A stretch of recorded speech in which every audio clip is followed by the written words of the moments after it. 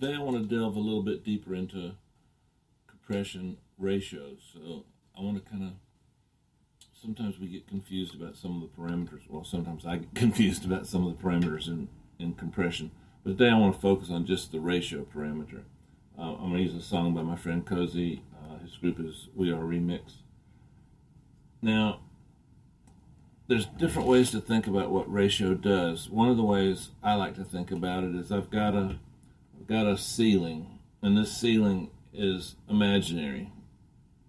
That ceiling sound is trying to bump up against this ceiling. Now, they can go past the ceiling. Now, the ceiling represents, in my mind, the threshold setting on a compressor. Now, not all compressors have a threshold setting. Well, that's another subject. Now, what ratio does is if I've got a sound and I set my ratio of 2 to 1, for every 2 dB above threshold, the ratio says bring it down 1. So if I go 8 dB above threshold, it brings it down to 4 dB. So you can see if I increase the ratio, like say to 16 to 1, every time I go 16 dB above threshold, it would bring it down to 1, and or 32 would bring it down to 2. So lower thresholds allow lower ratios allow. So a lower ratio allows more dynamics to take place above threshold. I guess you should say it allows more dynamics to take place, period. So in my mind, I think sometimes lower ratios crank down the threshold, so I get more happening above the threshold, but at a lower ratio. Sometimes I like that combination on stereo buses. Sometimes on basses I might use a more drastic ratio, like 8 to 1, 12 to 1. And I'm going to show you today on a vocal what happens with a couple of different thresholds, a couple of different ratios in terms of the feel and what we're trying to do. So if we're trying to keep something within a certain dynamic range, as the ratio gets higher and higher, we go into what's called limiting. So a limiter technically is a compressor with a very high ratio. General consensus somewhere around a 50 to 1 ratio, you start limiting. And then what we call a brick wall limiter is nothing gets above threshold. There's a brick ceiling on that threshold, so the ratio, I guess, could be infinity to 1. So, or did I say it backwards? 1 to infinity? Anyway, look it up. You guys got to do some work yourselves too. So let me play this example and show you something. While this is loading up, I want you to notice on the screen this little chart. Now this is what happens on the classic DBX 160 XT compressor.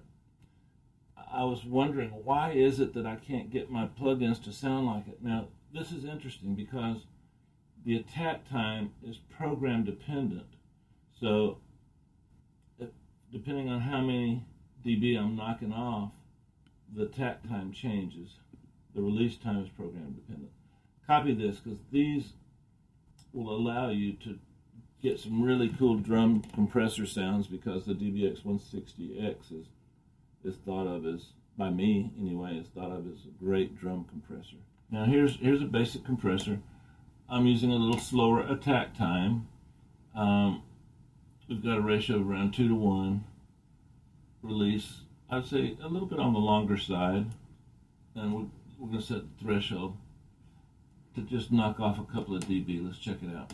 When you see me coming alive, when you see me coming alive, when you see me come. Now what you heard was the word when has to have that attack on it, and if we smooth that word out, we lose a little bit of the energy. And then UC is kind of tucked in a little, and then coming alive is another important energy word.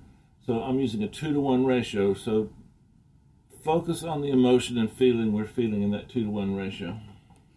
When you see me coming alive, when you see me coming alive. Now let me take the compressor off and focus on the same concept. When you see me coming alive, when you see me coming alive, when you see me coming alive, when you see me coming alive. I think it must have gotten a tiny bit louder, but you guys are sophisticated. You can substitute in your head for that little extra volume.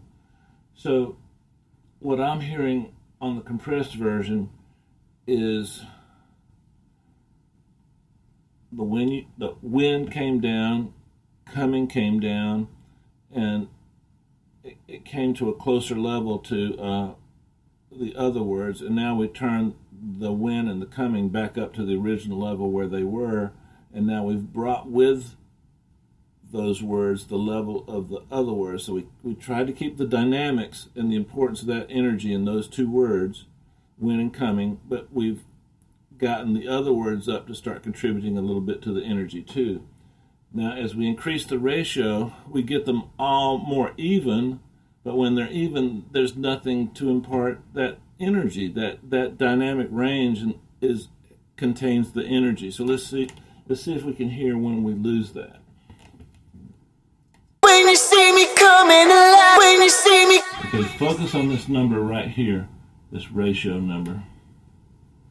When you see me coming alive, when you see me coming alive, when you see me coming alive, when you see me coming alive, when you see me coming alive, when you see me coming alive, when you see me coming alive, when you see me coming alive, when you see me coming alive, when you see me coming alive, when you see me coming alive. Did you feel the energy kind of go away? If you didn't, don't worry. Some of these things take a minute to hear. Just play that reference over and over again and really train your ear to focus on the energy and the emotion in that line. There's a little tiny, it's not a crack in his voice, but it's a little tiny Michael Jackson little thing that's going on there, so we don't want to destroy that. There's a lot of there, so we don't want to destroy that. It might take you a couple of tries to hear it, but don't get discouraged. You can hear it, but more importantly, you want to feel it. I get asked a lot, should I put my equalizer in front of the compressor or after the compressor? The basic rule of thumb is,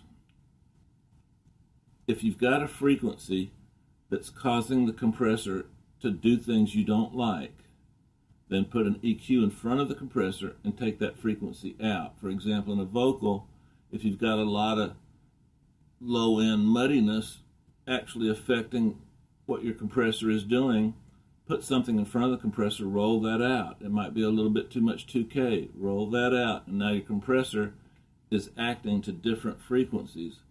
You might ask, well, Dave, what's the difference between that and side chaining? Well, side chaining, we're concerned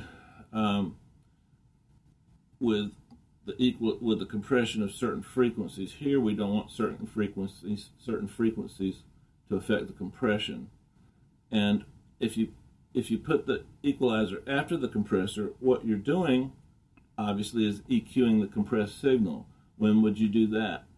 Sometimes, with some attack times, you might take too much low end out of your kick drum. I tend to keep the attack times on my kick drums a little on the high side, 30 to 50, somewhere in there, and that gives me a little bit more low end. And if you've taken off a little bit of low end from the compressor of the kick drum, but adding a little bit of the attack by doing that, then you might want to add a little bit of low end back into the compressor. On some of the side chain stuff I've shown you, the side chain track, I compress the snot out of the drum, and if on a kick I lose so much low end, I'll take an API 550 or Pultec, and I'll drop that in after the compressor and add those low frequencies back. Always remember, compression can add to the experience of a particular track and a body of music, or it can really take away from it. You're squeezing more into a smaller space, which can be a good thing, but you're also squeezing more energy into a smaller space, and nothing's jumping out at you. So play around with it. For some of you, this is going to come really quick and easy, and some of you, it's going to be a little harder to hear. Me personally, compression was the last thing I really felt like I nailed in terms of my growth. So don't get discouraged. Experiment, experiment, experiment. You've got so many options now in your DAW that you can really use presets, see what other people are doing, and let me know how you're doing, okay?